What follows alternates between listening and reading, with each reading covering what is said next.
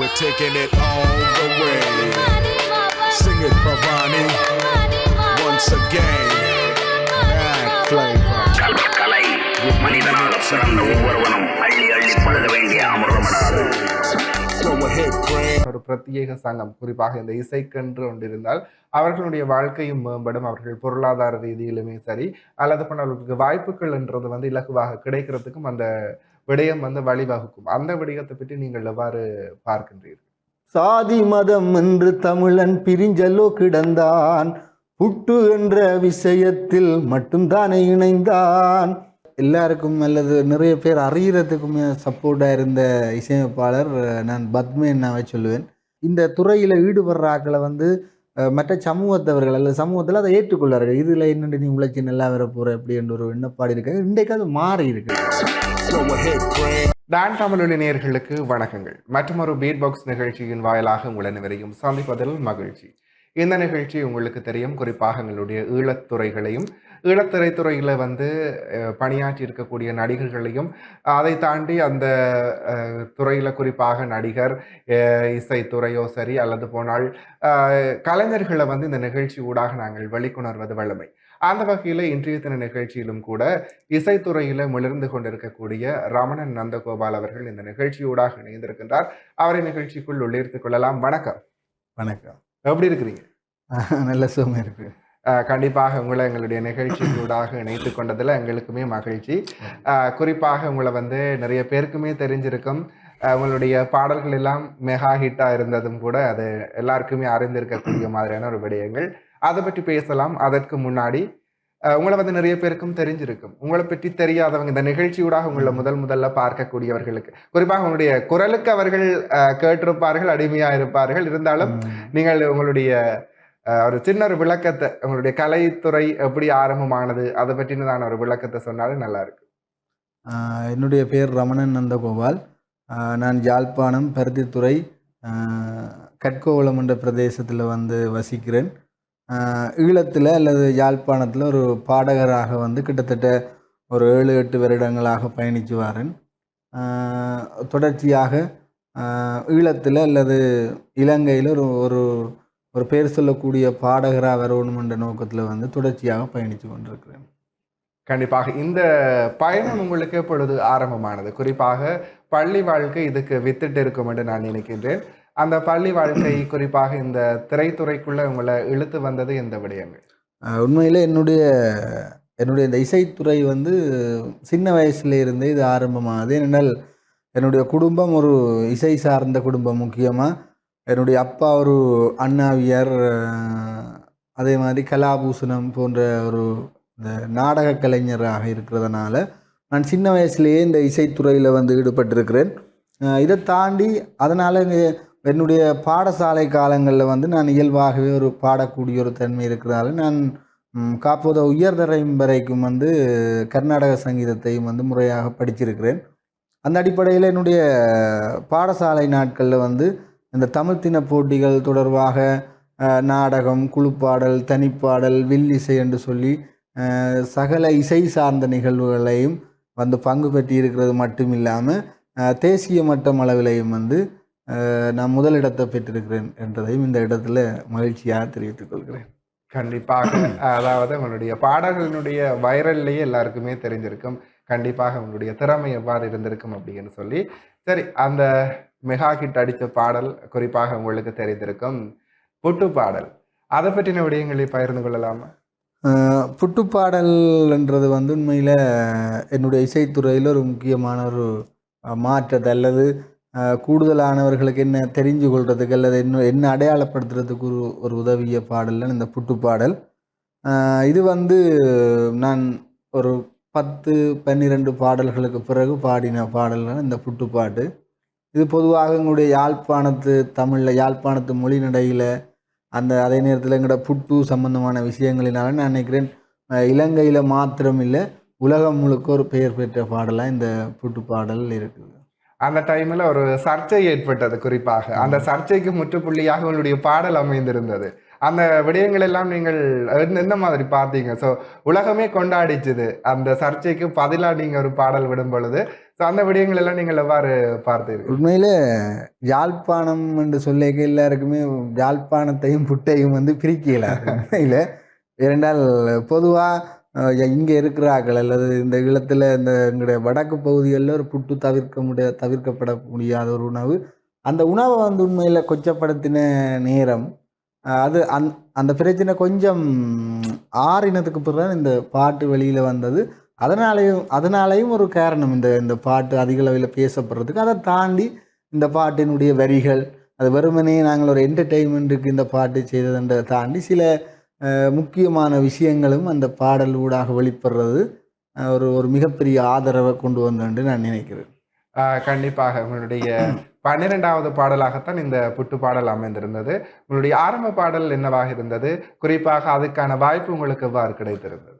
உண்மையில் நான் சிறிய வயசுலேருந்து இந்த இசைத்துறையில் வந்து ஈடுபட்டாலும் குறிப்பாக என்னுடைய பல்கலைக்கழக காலத்தில் வந்து எங்களுடைய பல்கலைக்கழகத்தில் நாங்கள் படிக்கிற காலத்தில் நான் நினைக்கிறேன் 3rd இயரில் 3ஆம் வருடத்தில் வந்து படிக்க தமிழ் அமுதம் என்று சொல்லி ஒரு மிகப்பெரிய விழா ஒன்று செய்தது. அந்த தமிழ் அமுதம் தொடர்பாக ஒரு பாடல் ஒன்று செய்ய ஆரம்பிக்க தான் பல்கலைக்கழகத்தில் இருக்கிறவர்களாலேயே அந்த பாடல் வந்து பாடப்படணும் என்ற அடிப்படையில் அங்கே இருந்து கிட்டத்தட்ட 3 பாடகர்கள் அந்த பாட்டை பாடுறதுக்காண்டி இசையமைப்பாளர் பத்மேனிட்ட போன சந்தர்ப்பத்தில் அந்த பாடல் பாடினதுக்கு பிறகு என்னுடைய குரல் நல்லா இருக்குது, தொடர்ச்சியாக இதில் ஈடுபடணும் என்று சொல்லி ஒரு சில வாய்ப்புகளை தந்ததை தொடர்ந்து தான் தொடர்ச்சியாக இந்த துறையில் நான் ஒரு ப்ரொஃபஷனல் லெவலில் ஒரு பாடகராக வந்து இங்கே கூடுதலாக ஈடுபடுறேன். இன்றைக்கு கிட்டத்தட்ட 13 ஈழத்தில் இருக்கக்கூடிய 13 இசையமைப்பாளர்களோடு வந்து நான் கிட்டத்தட்ட 72 பாடல்கள் கிட்டத்தட்ட பாடியிருக்கேன் என்னுடைய குரலில். கண்டிப்பாக நீங்கள் ஆரம்பத்தில் நினைச்சிங்களா இந்த மாதிரி நான் பாடகராக போகிறேன், அதுவும் என்னுடைய பாடல்கள் வந்து மக்களினுடைய மனதில் நீங்கள் இடம் பிடிக்க போகின்றது, குறிப்பாக 72 பாடல் செய்வீங்க அப்படின்னு சொல்லி நீங்கள் நினைத்து பார்த்தீர்களா? அந்தளவுக்கு உண்மையில் யோசிக்கல. ஆனால் என்னை பொறுத்தவரையில் எனக்கு கிடைக்கக்கூடிய வாய்ப்புகளை மிகச்சரியாக பயன்படுத்தணும் என்று நினைக்கிறாள். அதே நேரத்தில் நாங்கள் தொடர்ச்சியாக இந்த இசைத்துறை சம்பந்தமான நிறைய விஷயங்களை படிக்கணும், தெரிஞ்சு கொள்ளணும் என்ற ஆர்வம் தான் நான் நினைக்கிறேன் இந்த அளவுக்கு தூரம் என்னை கொண்டு வந்திருக்கு. இந்த விஷயம் தொடர்ச்சியாக நான் இருக்கிற சந்தர்ப்பத்தில் இன்னும் அதிகமான வாய்ப்புகள் என்னை தேடி வரும் என்று நான் நம்புகிறேன். புட்டுப்பாடலில் மாதிரி தான் இந்த இளந்தாரி என்று சொல்லி ஒரு பாட்டும், அதுக்கு பிறகு தொடர்ச்சியாக வந்த பாட்டும், அந்த பாட்டும் கிட்டத்தட்ட ஒரு மில்லியன் கணக்கான பார்வையாளர்களை தாண்டியும் ஒரு பாடல். அப்போ ரெண்டுமே கிட்டத்தட்ட எங்களுடைய யாழ்ப்பாணத்து மொழிநடையை அண்மித்து வெளிவந்த பாடல்கள். கண்டிப்பாக நீங்கள் 13 இயக்குனர்களுக்கு மேலாக, குறிப்பாக இசை இயக்குனர்களுக்கு மேலாக நீங்கள் பயணித்து கொண்டிருக்கக்கூடிய நபர்கள், அவர்களோடு இணைந்து நீங்கள் பயணித்து கொண்டிருக்கக்கூடிய ஒரு நபர். அப்படி இருக்கும் பொழுது உங்களை வந்து ஒருத்தங்க, இவங்களை குறிப்பிட்ட ஒருத்தங்க சொல்லுவீங்க, இவங்க வந்து என்னுடைய கரியரில் ரொம்ப நல்ல சப்போர்ட் அண்ட் எனக்கு வந்து ஒரு உங்களை மெருகேற்றக்கூடிய ஒரு நபர் அப்படின்னு சொல்லி சொன்னால் யார்? அவரோட அந்த பணியாற்றிய அனுபவங்களை பற்றி பேசுங்க. உண்மையில் எல்லாருமே நான் வேலை செய்கிற எல்லாருமே எனக்கு சப்போர்ட்டாக இருந்தாலும் என்ன இந்தளவு தூரம் எல்லாருக்கும் அல்லது நிறைய பேர் அறியறதுக்குமே சப்போர்ட்டாக இருந்த இசையமைப்பாளர் நான் பத்மேன்னாவை சொல்லுவேன். ஏன்னா எனக்கு ஆரம்பத்தில் வந்து அதிகமான வாய்ப்புகளை தந்த ஒரு விஷயம் இருக்குது, உன்னோட வாய்ஸ் வந்து ஒரு யுனிக்கான வாய்ஸ், அதை நீ பயன்படுத்துகிறீல அப்படின்னு சொல்லி ஒரு பெரிய ஒரு ஊக்குவிப்பை வந்து அவர் தந்தது. தொடர்ச்சியாக நிறைய பேர்கிட்ட சஜஸ்ட் பண்ணுறது. அதே நேரத்தில் இப்போ அண்மையில் நீலிரான்ற சொல்லி ஒரு தென்னிந்தியாவில் வெளிவர்ற பாடல், நீலிரான்ற ஒரு படத்துலையும் வந்து அந்த படத்தை விளம்பரப்படுத்துறதுக்காக, அது இலங்கை தொடர்பான பாடல், அந்த படத்தை விளம்பரப்படுத்துறதுக்காக பத்மேன் செய்த பாடல் ஒன்றுக்கும் வந்து எனக்கு அந்த வாய்ப்பை தந்திருந்தார். அந்த அடிப்படையில் நீங்கள் கேட்ட மாதிரி ஒரு மிகப்பெரிய ஊக்குவிப்பை தர்ற இசையமைப்பாளரை நான் பத்மேன்னாவை சொல்லுவேன். கண்டிப்பாக தொடர்ந்தும் பல விஷயங்களை நீங்கள் பேசிக் கொண்டிருக்கின்றீர்கள். தொடர்ந்தும் நிகழ்ச்சியோடு இணைந்திருக்கலாம் நேர்களே. சிறியதொரு விளம்பர இடைவெளி. மீண்டும் நிகழ்ச்சியோடாக இணைந்திருக்கின்றோம். தொடர்ந்தும் நிகழ்ச்சியினுடைய கேள்விகளை அப்படியே தொடரலாம். சரி ரமணன், நீங்கள் சொல்லுங்கள். குறிப்பாக பல வருட காலங்களாக இந்த இசைத்துறையில் நீங்கள் பயணித்து கொண்டிருக்கின்றீர்கள். அப்படி இருக்கும் பொழுது இந்த இசைத்துறை ஒரு வருமானம் ஈட்டக்கூடிய மாதிரியான துறையாக உங்களுக்கு அமைந்திருக்கின்றதா எவ்வளவு காலம்? ஆரம்பத்தில் உண்மையில் நான் இது ஒரு வருமானம் பெறுகின்ற தொழிலாக வந்து உண்மையில் பார்க்கல. நான் இதே நேரத்தில் ஒரு டீச்சராக வந்து இருக்கிறேன். சென்ட் ஜோன்ஸ் கல்லூரியில் ஒரு ஆசிரியராகவும் இருக்கிறேன். அப்போ அந்த அளவில் நான் இது ஒரு ஒரு பெஷனாக தான் உண்மையில் தொடங்கினாங்க, ஒரு ஒன்று விருப்பம் இந்த துறையில் ஈடுபடணுன்றதுக்காண்டி. ஆனால் இப்போ உண்மையில் ஒரு ஆசிரியர் தொழில் மட்டும் எங்களுடைய தேவைகளை நிறைவேற்றிக் கொள்றதுக்கு காணாது.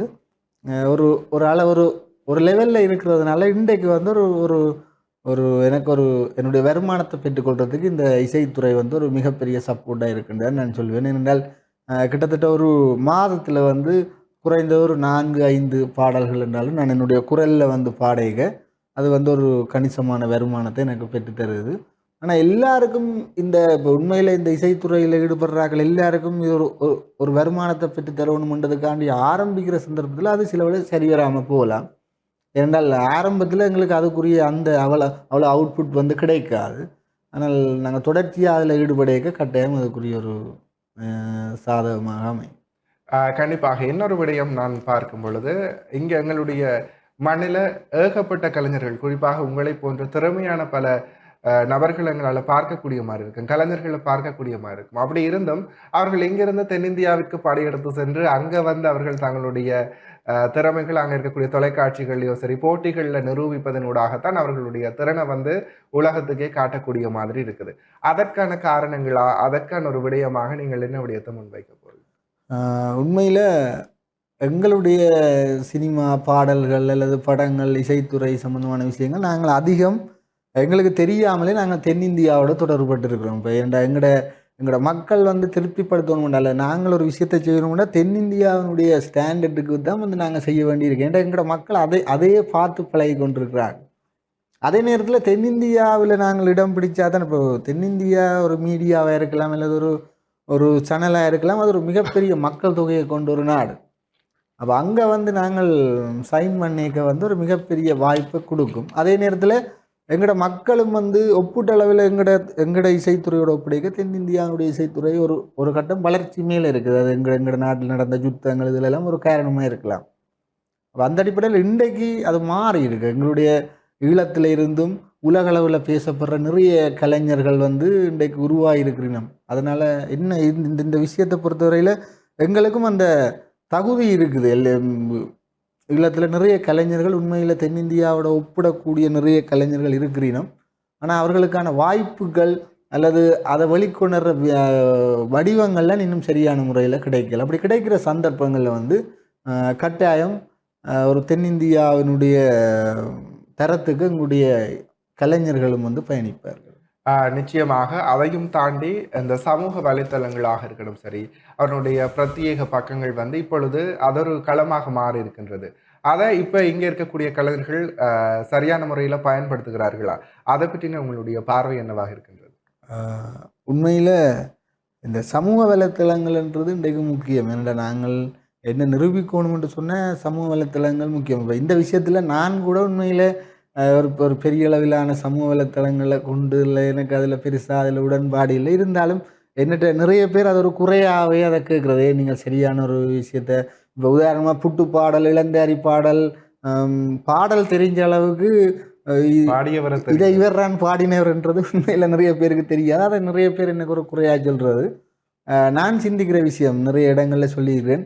என்னுடைய பாடல்கள் வந்து ஒரு பாட்டை பாடிட்டு நான் தான் பாடினான் என்று சொல்கிறத விட இந்த பாடலை கேட்குறவர்கள் கேட்கணும் இந்த பாட்டை யார் பாடினார் என்று சொல்கிற அளவில் தான் என்னுடைய கோட்பாடு. அப்போ அந்த அடிப்படையில் உண்மையில் ஒரு இடத்துக்கு நாங்கள் போகணுமென்றைக்கு இன்றைக்கு ஒரு தவிர்க்கப்பட முடியாது. எவ்வளோ தூரம் எங்கள்கிட்ட தகுதி இருக்குதோ அல்லது திறம் இருக்குதோ அதே அளவுக்கு இந்த சமூக வலைத்தளங்களை கையாள தெரியணும்ன்றதும் அல்லது அதை சரியாக பயன்படுத்துறதும் இன்றைக்கு ஒரு முக்கியமான விஷயம்.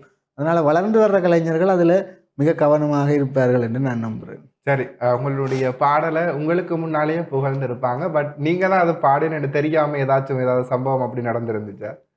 உண்மையில் நிறைய சந்தர்ப்பங்களில் நடந்திருக்கும். சில இடங்களில் போய்க்க இன்னொரு ஆள் விடுறான் புட்டு பாட்டினவர் என்று சொல்லின சந்தர்ப்பங்கள் நடந்திருக்குது.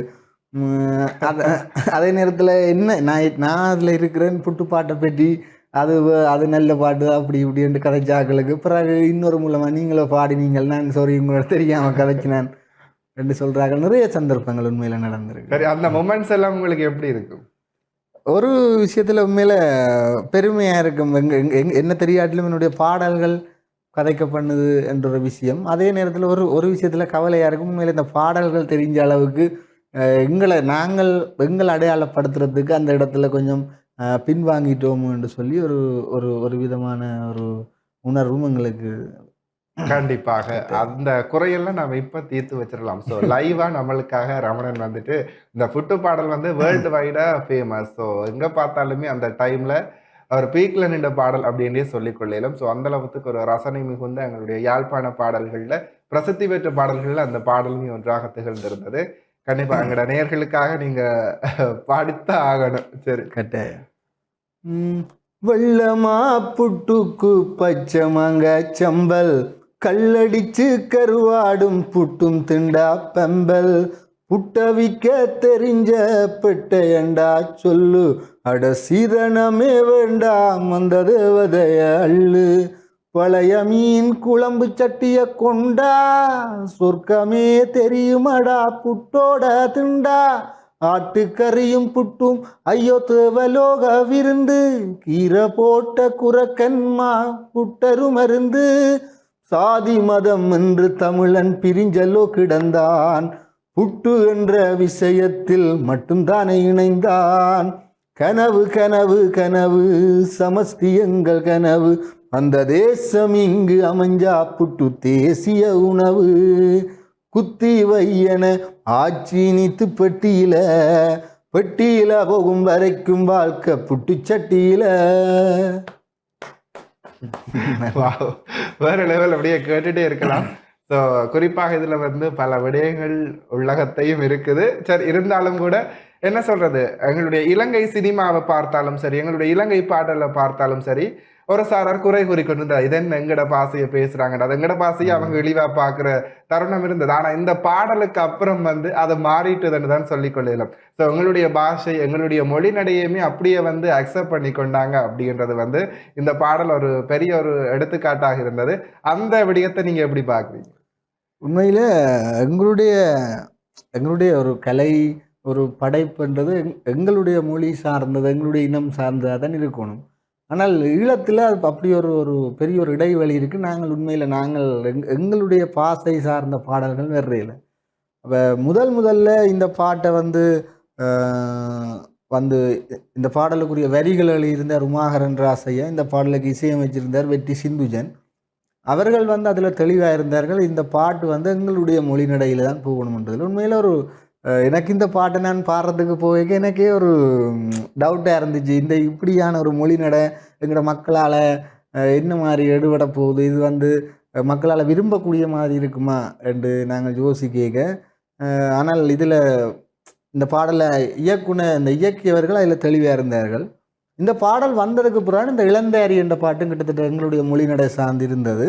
இது ஒரு உண்மையில் ஒரு மிகப்பெரிய புரட்சி என்று நான் சொல்லுவேன். எங்கட மொழி சார்ந்தும் பாடல்களை படைப்புகளை செய்ய எங்கட மக்கள் அதை ஏற்றுக்கொள்வார்கள், அதை கொண்டாடுவார்கள் என்றதுக்கு ஒரு மிகப்பெரிய சாட்சி இந்த புட்டு பாடல், இளந்தாரி பாடல் என்று நான் நம்புகிறேன். அந்த பாடலை பார்க்கும் பொழுது ருவிதா அவர்களும் பகி அவர்களுமே அந்த பாடலுக்கு நடித்திருப்பார்கள். உண்மைக்குமே நல்ல ஒரு அருமையான ஒரு பாடல். குறிப்பாக அந்த விசுவல் வாய்ஸுமே ரொம்ப அமேசிங்காக இருந்துச்சு. நிறைய மினக்கட்டு இருந்தாங்க அந்த படைப்பில். பார்க்கும் பொழுது நீங்கள் ஒரு பாடலை நீங்கள் பாடும் பொழுது உங்களுக்கு ஒரு விஷுவல் வந்து உங்களோட கண் முன்னாடி தோன்றும். ஸோ ஒரு விஷுவலைஸில் தான் நீங்கள் பாடுவீங்க. அப்படி இருக்கும் பொழுது அதை இந்த மாதிரி காணொலி பாடலாக மாற்றும் பொழுது உங்களுக்கு அந்த இது கனெக்ட் ஆகுதா?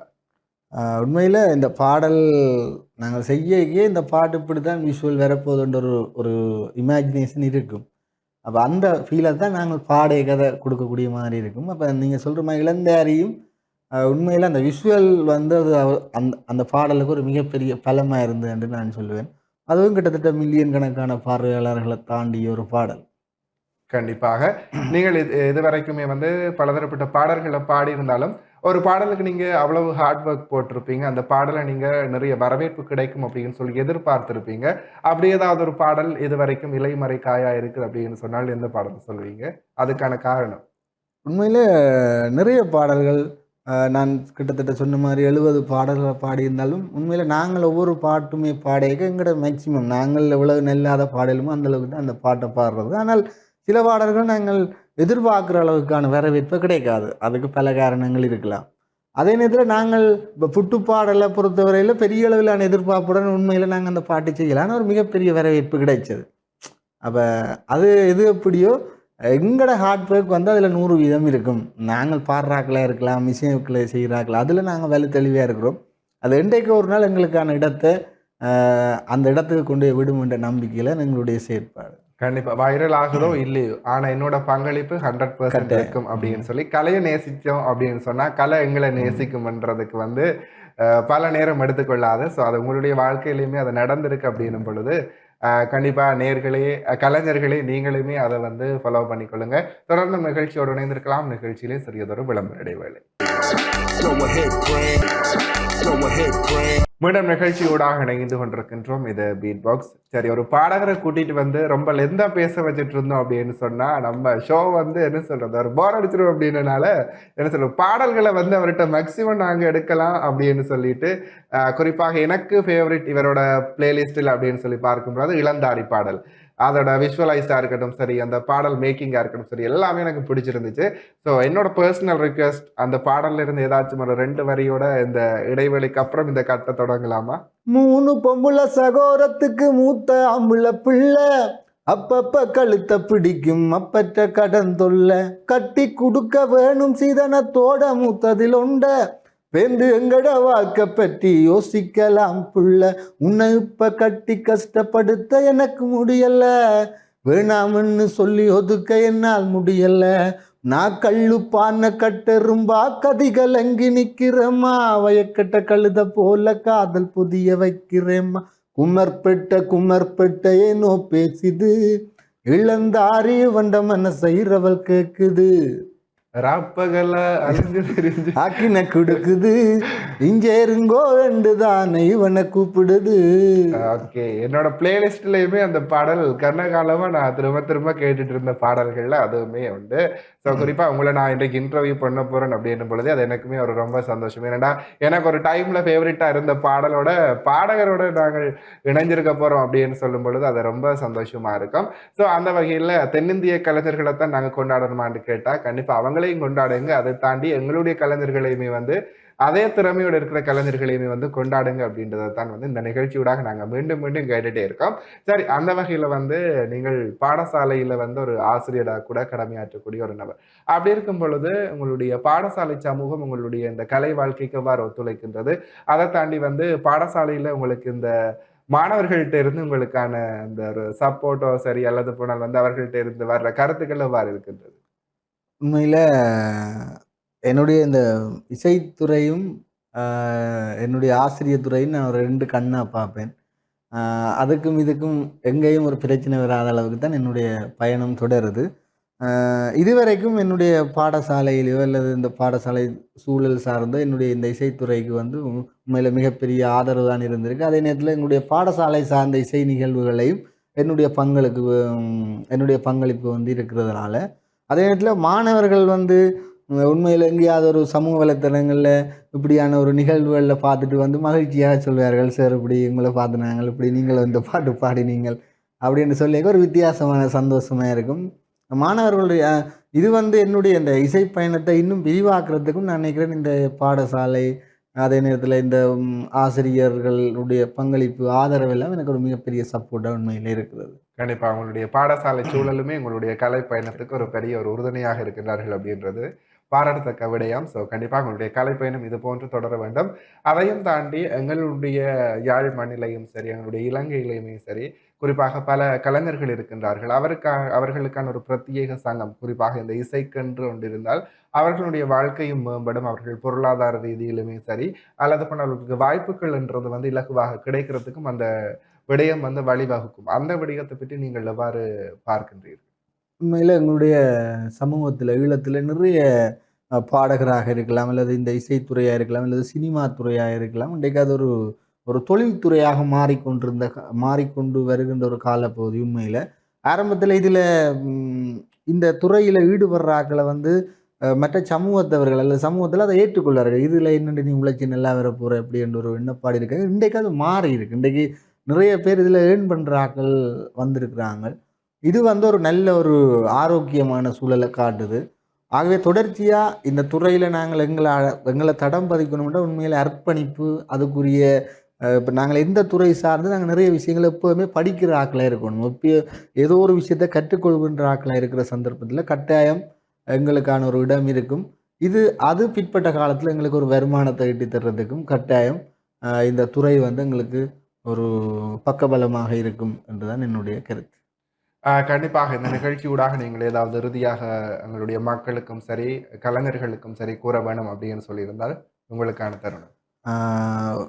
உண்மையில் அனைவருக்கும் என்னுடைய இந்த இசைத்துறையில் நான் இவ்வளவு தூரம் பயணித்து வர்றதுக்கு வந்து ஆதரவு தந்திருக்கக்கூடிய எங்களுடைய குடும்ப அங்கத்தவர்கள், என்னுடைய மனைவி, அதே நேரத்தில் எங்களுடைய நண்பர்கள், எங்களுடைய உறவினர்கள், அதே நேரத்தில் என்னுடைய பல்கலைக்கழக நண்பர்கள், பாடசாலை சமூகம், அதே நேரத்தில் என்னுடைய இந்த பார்வையாளர்கள், அதே நேரத்தில் இவ்வளவு தூரம் இந்த நிகழ்ச்சியை பார்த்துக்கிட்டு இந்த பார்வையாளர்கள், அதே நேரத்தில் இந்த நிகழ்ச்சிக்கு என்ன வரவழைச்சு ஒரு என்னையும் இந்த சமூகத்துக்கு அடையாளம் காட்டுறதுக்கு ஒரு பக்கத்துணையாக இருக்கக்கூடிய இந்த நிகழ்ச்சி தொகுப்பாளர் என்ற அடிப்படையில் உங்களுக்கும் இந்த நேரத்தில் நான் நன்றியை தெரிவித்துக் கொள்கிறேன். கண்டிப்பாக இந்த நேர பழுவுலையுமே எங்களுக்காக வந்துட்டு நீங்கள் வேலை பழுவில் இந்த நேரத்தை ஒதுக்கி எங்களோட இணைந்து கொண்டிருந்து பலதரப்பட்ட விடயங்கள், குறிப்பாக உங்களுடைய இசை வாழ்க்கையிலையும் சரி உங்களுடைய தனிப்பட்ட வாழ்க்கையிலும் இருந்திருக்கக்கூடிய பலதரப்பட்ட விடயங்களை பகிர்ந்திருந்தீர்கள். குறிப்பாக இந்த மாதிரியான விடயங்களும் எங்களுடைய கலைஞர்களினுடைய வாழ்க்கையிலும் கலைஞர்களுடைய பாதைக்கும் பெரியதொரு உறுதுணையாக இருக்கும்.